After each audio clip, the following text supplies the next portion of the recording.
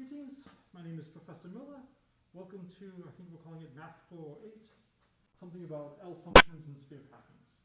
So I'm going to try to set it up so that the people who are watching at home can see roughly the same thing that the people in person can. If there are any issues at home, just move your arms or something. I should hopefully be able to see your faces and realize that something is not going well in terms of how much you can see. Depending on how this goes, I may shift to doing more things by slides than writing at the blackboard. This is just something we're going to have to figure out. Okay. Originally, I was going to bring a hula hoop and have it taped to me to just make sure that we were socially distanced. Decided not to do that based on the fact that this is an upper level senior class, and we're already at such small enrollments. But there's a lot of great stuff to go on. And this is probably the best aligned semester to teach a class on sphere packings ever. And so right now we have people easily 6 feet apart. Why are we doing 6 feet?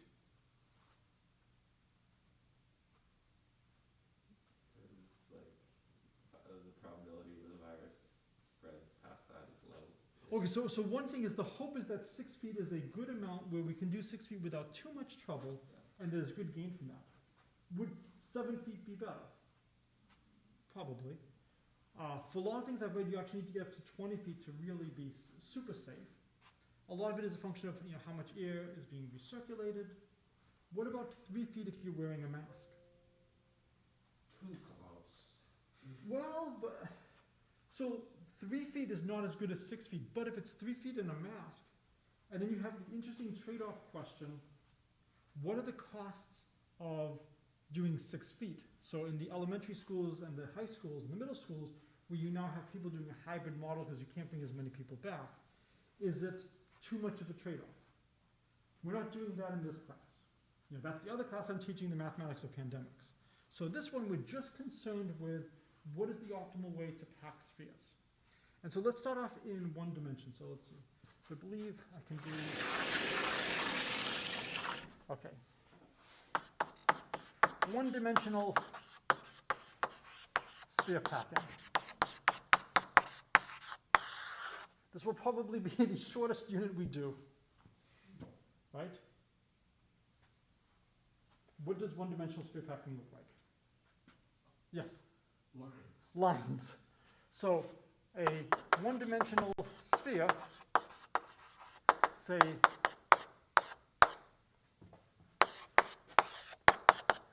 depending on whether or not you want to include the boundary or you want to just talk about all the points that are, 1 unit from the origin. And so the efficiency, or the density, is 100%. And essentially, as long as you're not a moron, you will hit the 100%. So just for explicitness, what do you do? If you want to pack, put each in a row. Yeah. Just put them next to each other.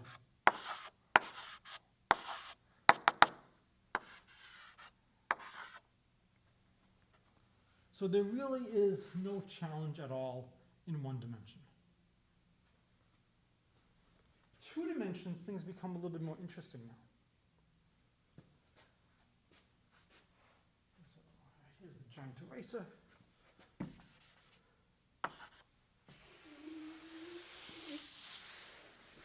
So in 2 dimensions, we now have a 2-dimensional sphere.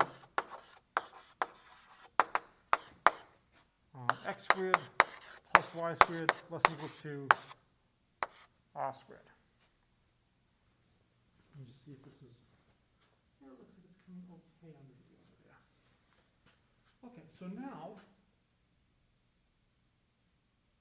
how do we pack spheres in 2 dimensions? Any thoughts? Probably put it in a square. So good. So one solution is square packing.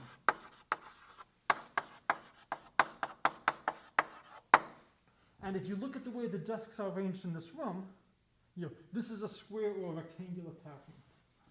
And so what you can do is you can imagine, the integer lattice In the interest of time, I will only draw a finite approximation.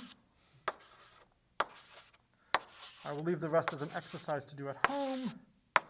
So here is the start. So there's a couple of different ways you can do it. How do you want to do your packing? You could, Yeah, go. You could center each circle around each point. Yeah, so one possibility is to center the circles about the points of the lattice. And what's the other way you could do it? In the centers of the boxes. Yeah, in the centers of the boxes. And so, if we draw, like this,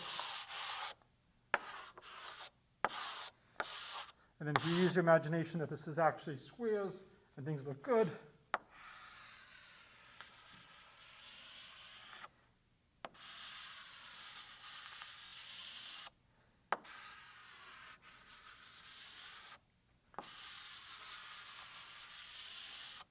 and so this is the most natural start. It's easy to do, it's easy to describe. And what do you think is the quantity we would like to understand? Density. The density. So what is the density?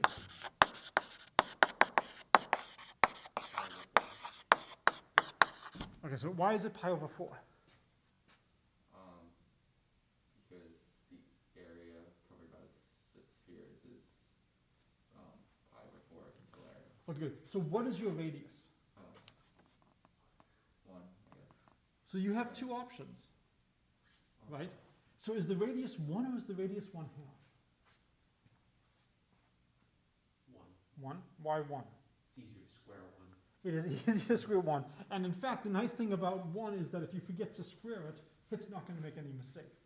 This is why if you remember your Calc 3, you often normalize to be traveling the arc at unit length, if you ever did those calculations, unit speed, so you don't have to really worry about including the speed.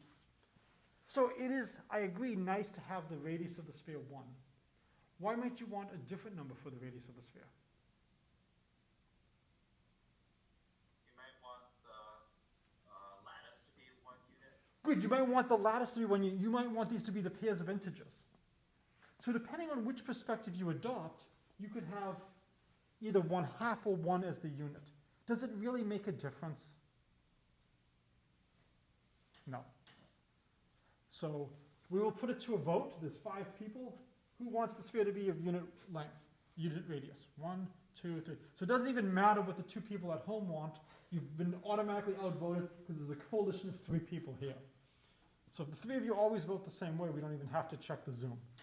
So we'll make this 1. And so the circle area is pi. The square is going to be 4. So the density is going to be pi over 4, which is approximately 72. 72? 70. well, pi is 3.1, 77. so it's going to be a little bit more than 75%. So 75% plus a little bit, because it's a little bit more than 3/4. So that's not horrible. The question is, can we do better than this?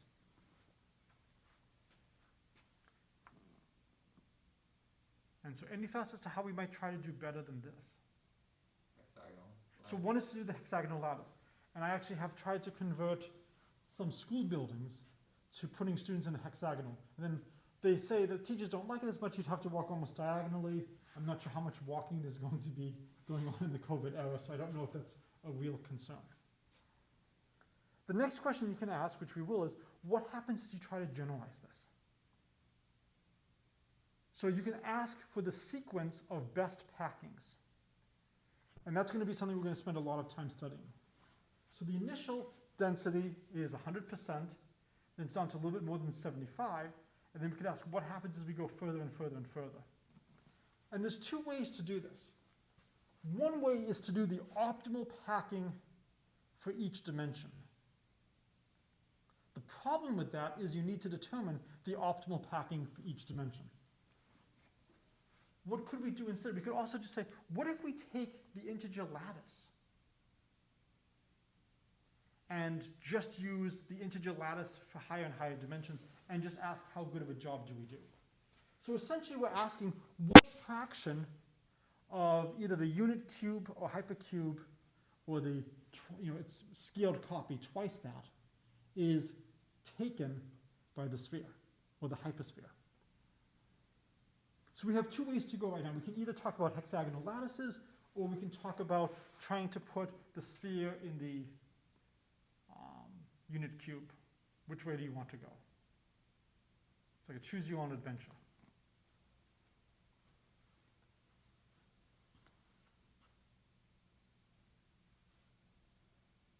I feel like it's quite constrained. Okay.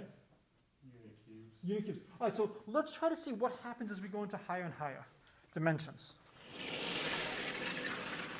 So here's the question. Let's let Vn equal the volume of the unit sphere in n dimensions. What is Vn? And so what would be the volume of the hypercube? 1. Right, but we're not using the standard hypercube because we're making this is a unit. 2 to the n. It would be 2 to the n. So we're doing the radius equals 1. So in 3 dimensions, is it hard to calculate the volume of the sphere? Okay. So what is the volume in 3 dimensions?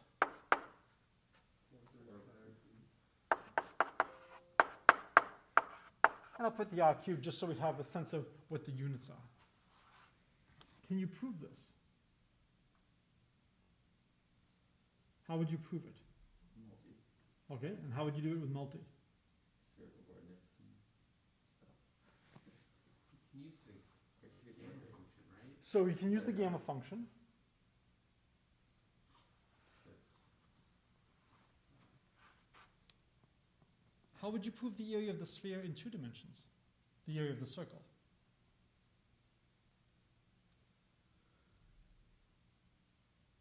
by definition. Yeah. It's not by definition. So V2 is pi r squared.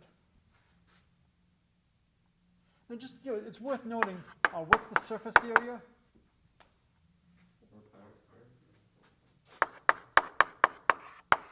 And here we'll call that S3. We'll call that S2. Would be 2 pi r. So do you see connections between the stuff on the left and the right? Yes, so the surface area is coming from the derivative, or vice versa. And you can imagine by taking a sphere and inflating it a little bit, you get an extra shell, and the volume change is going to be the change in the radius, delta r, times the surface area. And so we can get formulas, for, Vn of r would be like the integral, rho goes from 0 to r, and then we would have the surface area of r times dr. And so if we can calculate one of these quantities, we can calculate the other one without too much trouble. It is worth just thinking back about how do you do these calculations. If you wanted to do the area of a circle, one of the standard ways you do it is you start with a square, and then you keep bisecting each side, so you have powers of 2. And this goes all the way back to Archimedes, and the more times you do this, the better approximation you get. And then it's a nice exercise to show that this converges. And this is the standard way in which we calculate. And you can have your inscribe and your circumscribe, and that will get you your upper and your lower bounds. How would you do it with calculus? So it's just worth thinking sometimes, so here's 0, 1, and 1. Yes? Integrate with polar coordinates. Okay, so to do that, you would need to prove the Jacobian of the transformation, and you would need to do that much multivariable calculus. So if you do it with polar coordinates, it's trivial. But you need to then know the Jacobian. How would you just do this integral directly? Integrate 1 minus x squared equal 1 minus x. So integrate 1 minus x squared dx. X goes from 0 to 1. How would you solve this? Trig substitution. So do you have x as cosine or sine? Which one?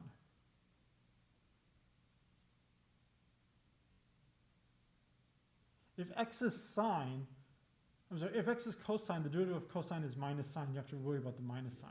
So if I take x to be sine of theta, then dx is going to be cosine theta d theta. And then this should be equal to the integral. So when x is 0, theta is 0. When x is 1, theta is pi over 2. And now you'll have 1 minus sine squared, which is cosine squared.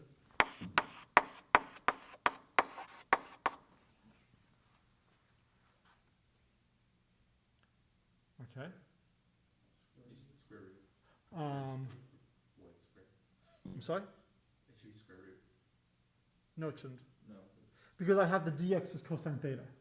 So I have a cosine theta from this, Yeah. and then I have a cosine theta, so it becomes cosine squared. It reinforces.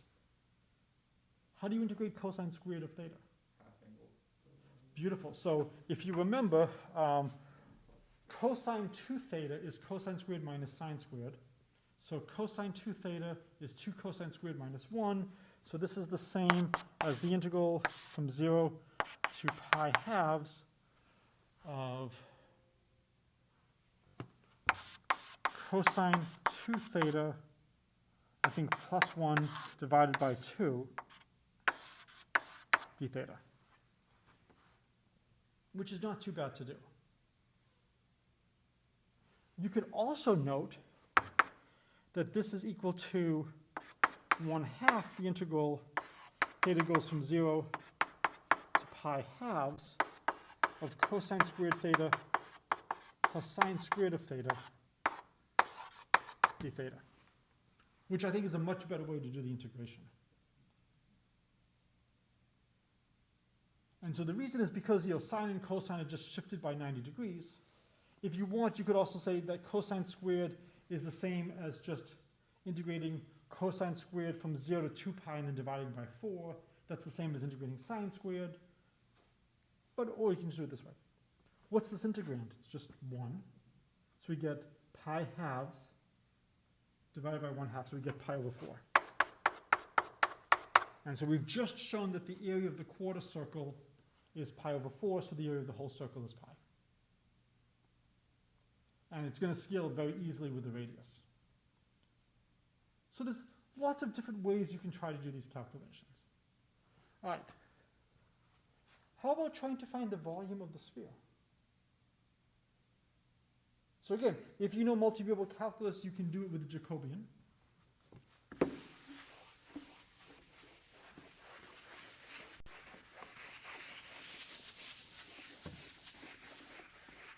But there is a danger with that, is we're going to then have to have the n-dimensional calculation. This is one of the most important objects we need to study. So we need to know what is the volume of the n-sphere. And so if you want to go down the multivariable calculus route in the Jacobian, wonderful way to go. There's really not that many things you learn in multivariable calculus. We can switch the order of integration, and we can change variables. And that's basically it. Now, in 3 variables, 3 dimensions, it's not too bad to do the Jacobian. As you go to higher and higher, you have to make sure you write down the coordinates properly. So does anybody here know the generalized spherical coordinates for n dimensions? What are the angles? Where do they go from? How do you write the variables in terms of the angles?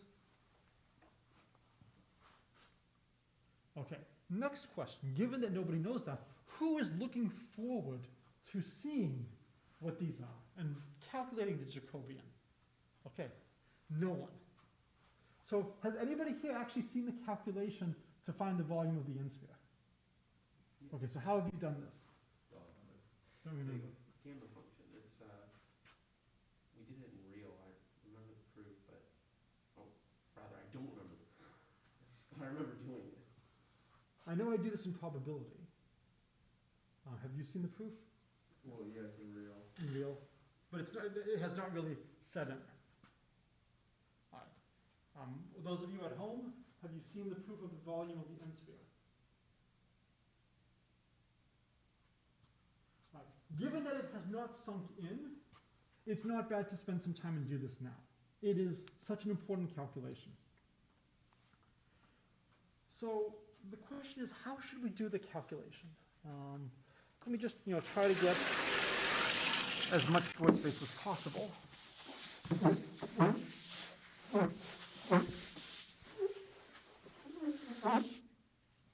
And so the idea is to use this interplay between surface area and volume.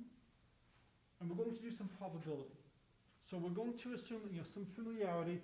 So we'll say x is a random variable with density p of x if p of x is greater than or equal to 0 and the integral of p of x is 1. So basically just as something happens, I'm assuming we have a continuous density. All right, and so I just want to make sure I get my constants right. So we'll say the density for a chi-squared random variable, chi-squared with new degrees of freedom, is going to be the following. 1 over 2 to the new halves, gamma of new halves, I think? Yes.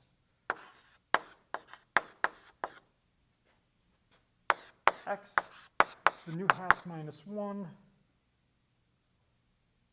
e to the negative x over 2, if x is greater than or equal to 0, and 0 otherwise.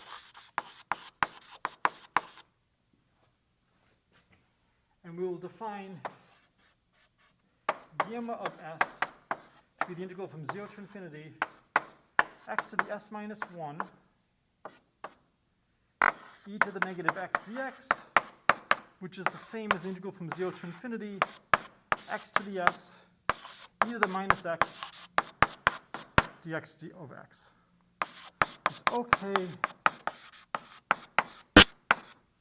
And so how large do I need the real part of s to be for these integrals to exist?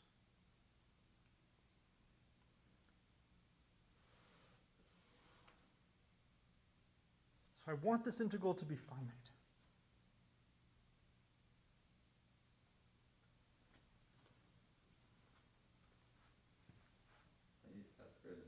S greater than 0. Perfect.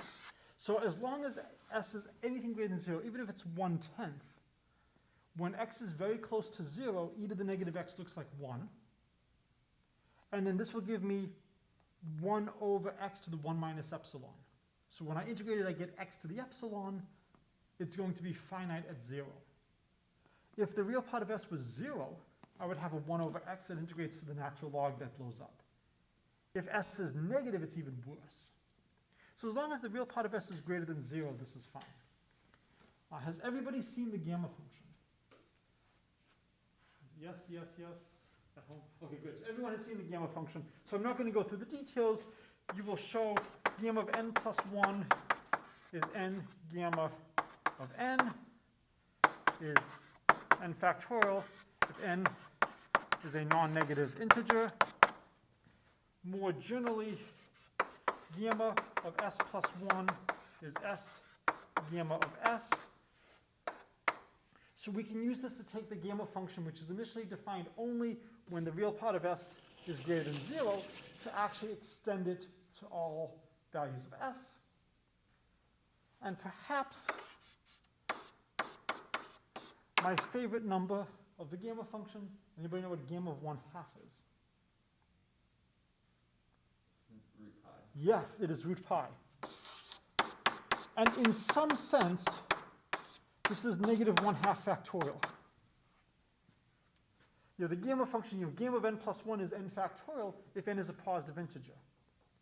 If you interpret this as generalizing the factorial function, then in some sense we're saying negative 1/2 factorial is the square root of pi. Okay? Clearly we're not talking about ordering negative 1/2 of a person. It loses the interpretation, the combinatorial interpretation that it had when we were looking at integers. So this is an extension of the function, and we'll be doing this many times throughout the semesters. We'll take a function that exists only in one domain, and we will define it in another domain. You've probably seen this with a geometric series. 1 plus x squared equals 1 over 1 minus x if the absolute value of x is less than 1. This still makes sense if the absolute value of x is greater than 1 on the right-hand side. It does not make sense on the left. 1 plus 2 plus 4 plus 8 plus 16, it doesn't go so far past positive infinity, it then comes in from negative infinity and runs out of steam and stops at negative 1. But this function on the right is well defined. So the gamma function has a lot of wonderful properties. So when I take this and I claim that this is a random variable, I have to show that it integrates to 1. So I will leave that as an exercise for you to check, that if you just integrate this from 0 to infinity, you get 1. Do you see the gamma function lurking in here? What's the one thing that looks a little bit annoying?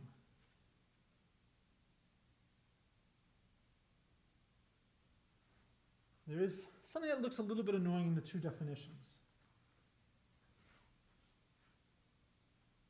It's not a big deal. We can surmount it. The 1/2. Yeah, the 1/2 is why the hell? We've got a 2 here and a 2 there, and we don't have a 2 here. It's a really good question to ask, what is the right way to define something? And depending on your purpose, one definition might be better than another. Does this bother you that gamma of n plus 1 is n factorial and not n plus 1 factorial? If it does, just change your function and shift things over. And you can have some new function g of n, such that g of n is gamma of n plus 1 is n factorial. It's which is the one that arises naturally, which is the more natural one to study. The fact that I have to go from a negative x to a negative x halves is not a big deal, and that's probably why I have a 2 to the new halves over here. Okay, so what I'm going to do is I'm going to just give sketches of how you do the calculations. And then if you want, I strongly urge you to do these calculations in greater detail. The standard normal, or we'll say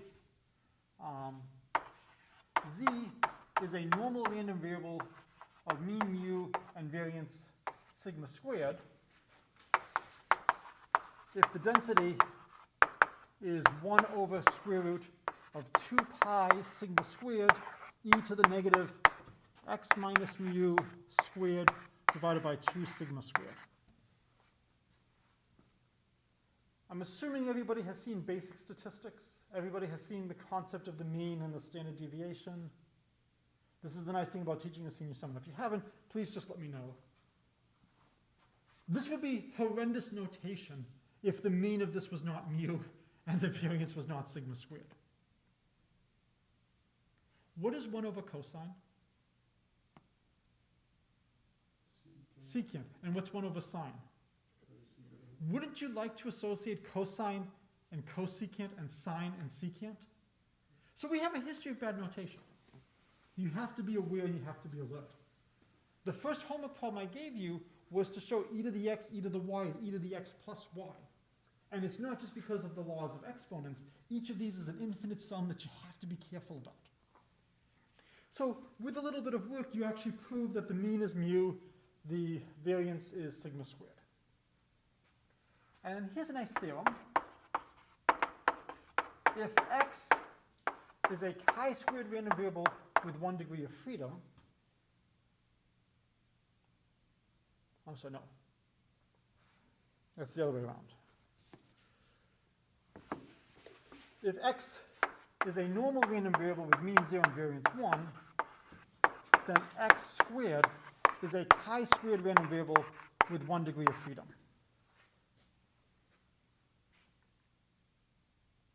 So you basically just show that if I look at the density of x squared, I get the density of a chi-squared random variable with 1 degree of freedom. Are people comfortable with how you would do that, or would you like a quick sketch of how you do these calculations using the CDF method?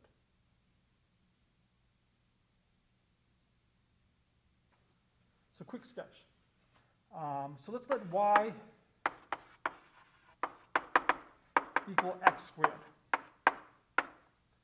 So we want to calculate what is the probability that y is less than or equal to some y. This is the same as the probability that x squared is less than or equal to y. This is the same as the probability square root of y less than or equal to, sorry, negative square root of y less than or equal to x less than or equal to square root of y. And then if x has density little f of x, this is the PDF, the probability distribution function. Has everyone heard the phrase PDF? The CDF is the cumulative distribution function. So fx of x is the probability that x is at most little x, or the integral from minus infinity to x of the density. So if I want to calculate this, this is going to just be the cumulative distribution function of x at the square root of y minus the cumulative distribution function of x at negative square root of y. And this is just the cumulative distribution function of y. So the way I find a density is I just differentiate the CDF. So here is my CDF. Capital F of x is the integral of little f. So I get the density by differentiating. I can't emphasize enough how powerful this is, because we don't need to know capital F, which is great because for the standard normal, we don't have a nice series expansion. One of the points I want to get through in this class is what is a good function? So somebody give me an example of a good function. F of x equals x. F of x equals x. And so this is an example of what type of function? Linear. Linear. But more generally, how could you generalize f of x equals x? Polynomials. So polynomials are good functions. Are sines and cosines good functions? Well, sines and cosines are technically infinite sums. I've given them a name. So because it has a name, you don't really, bat your eye when I start talking about sines and cosines, but they're technically infinite sums. There is an infinite sum for the antiderivative of the standard normal. It's basically related to what's called the error function, EFR or EFRC. I always forget which way it goes. But there's a new infinite series and it has nice convergence properties, and I can just give it another name. So you want to know which functions can you work with. It terrifies me if I have to write down a closed form for the antiderivative. But I'm not going to take the derivative immediately, and I'll get the density. And so now I use the chain rule. So by the chain rule, it's going to be the derivative at square root of y times the derivative of square root of y minus the derivative at negative square root of y times the derivative of negative square root of y. And what's nice is this is going to just become fx at square root of y. The derivative of square root of y, that's y to the 1/2. It's going to become 1/2 y to the minus 1/2. And then this is going to give us also a 1/2 y to the minus 1/2. The two minus signs reinforce, And because my density, it's the standard normal, because it's symmetric, its value at y, its value at square root of y and negative square root of y is the same. So I just multiply by 2. So it's just going to be the density of the normal at square root of y times y to the negative 1/2, which I can write as 1/2 minus 1. And now you can hopefully see why I'm calling it a chi-squared random variable. And hopefully I've done the calculation correctly. Yes. And I will have, from the standard normal, 1 over the square root of 2 pi. And the square root of 2 pi is going to be my 2 to the nu halves gamma nu halves. The other thing which I really want to emphasize is there's a way in some sense to integrate without integrating. If I have a probability distribution, what does it have to integrate to? 1. And so if you look at the chi-squared random variable with nu degrees of freedom, if I have some constant times x to the nu halves minus 1 e to the negative x halves, if it has to integrate to 1, then there's only one thing the constant can be. It has to be that because that's my normalization constant. All I have to do is identify the correct functional form. And the functional form is going to come from putting this inside the exponential and looking at this part over here. The normalization constant has to pop out. And so we now have a formula that shows that if you square a normal random variable, standard normal, you get a chi-squared. Okay, any questions about this calculation? So the next thing we need to do is we need to look at sums of chi-squared random variables.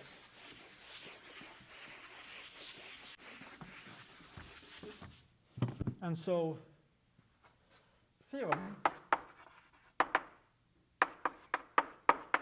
if xi is chi-squared with nu I degrees of freedom and independent,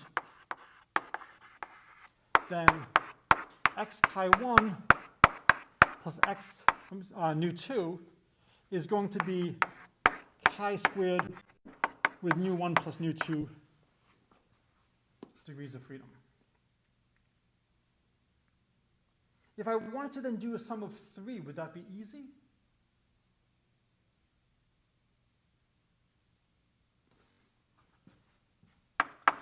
So let's say you had x nu 1, x nu 2, x nu 3.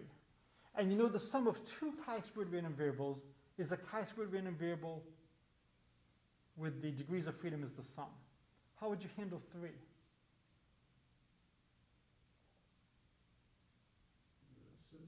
Associatively, so you, no, that wouldn't work.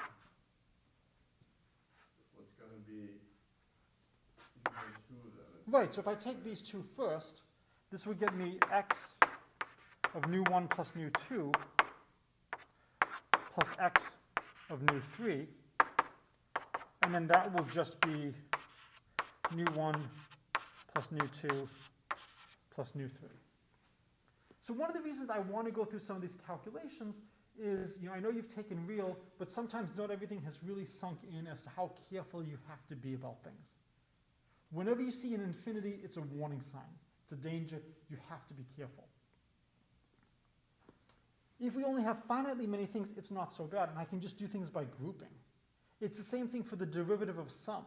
If you have a derivative of a finite sum, then it's the finite sum of the derivatives. But it's not necessarily the case that if you have infinitely many terms, that the derivative of the infinite sum is the infinite sum of the derivatives. But what we can do here is we can do it piece by piece by piece by piece. Okay? So I only have to do this for a sum of 2 chi-squared random variables. The application is going to be having all the nu's be 1, and so it's going to be sums of Gaussians. And so let's quickly... So, we are taking a little bit of a detour into probability. How many of you have taken a class in probability? Okay, so we've got 3 people who have, 2 have not. So this is not bad. This is a chance to just quickly learn some of the key concepts from probability. If I'm going too fast, please let me know. Always happy to slow down or just meet and chat about some of the stuff later. So we need to know if z equals x plus y, then the density of z is equal to the density of x convolved with the density of y. And so what this means is f of x star f of y at z is the integral from minus infinity to infinity of f of t x f of y of z minus t dt. And so to just explain why this is reasonable, we have random variables x and y, and we want to look at their sum. So if I roll 2 die, how could I get a sum of 11?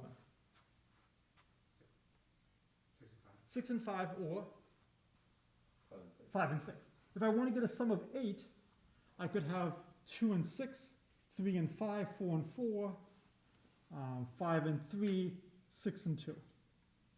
And so what I'm doing here is if I want a sum of z, if x takes on the value t, y has to take on the value z minus t. And so this should be the probability that x is t and y is z minus t. So as a heuristic, that's not so bad. If you want to do it more rigorously, you would say the probability that z is less than or equal to little z would be the integral minus infinity to infinity integral minus infinity to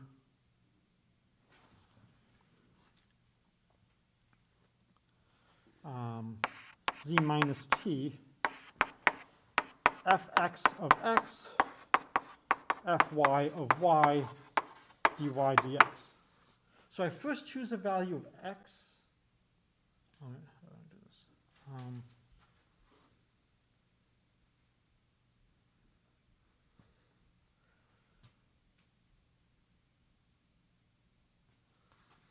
I'm sorry, this should be z minus x. So I first choose a value of x, and then as long as y is no more than z minus x, then the sum of x and y is going to be at most z. And so this will give me the probability that z is less than or equal to z. This is the cumulative distribution function. How do I get from the cumulative distribution function to the density?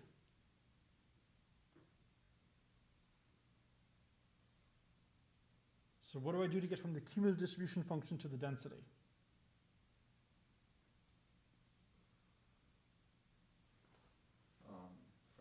Differentiate. Excellent. So the density would just be d by dz of this.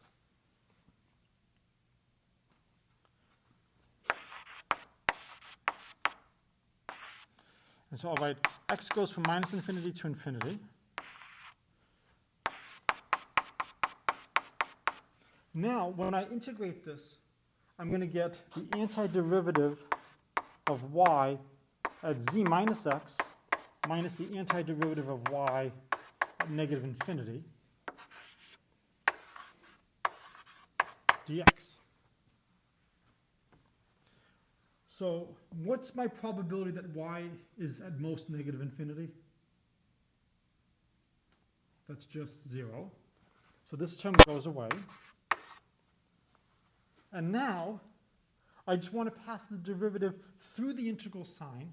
It's not going to hit the f of x, and it's going to take the derivative of this. So I'll get f of y at z minus x, and then the derivative of z minus x with respect to z. So what's the derivative of z minus x with respect to z? It's just 1. And that's my formula over here. So this gives me a really nice formula for the sum of two random variables. If I know the density of each, I know the density of the sum. So you can start to prove a lot of wonderful properties about the convolution. Do you think the convolution is commutative? Do you think order matters?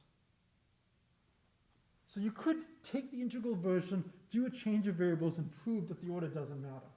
What's the faster proof that order doesn't matter?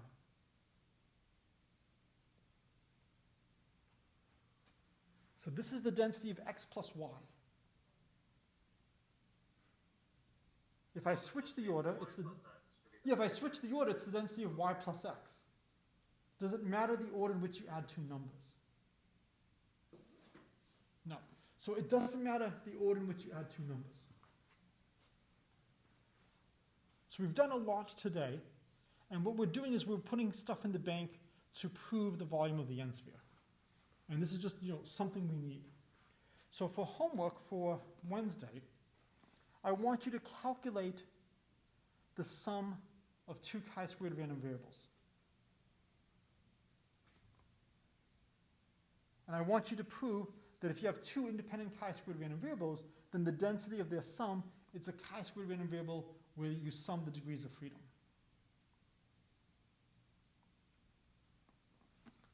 And then in tomorrow's class, which is Wednesday, tomorrow's always the next day, we will then finish the proof of the volume of the n-sphere.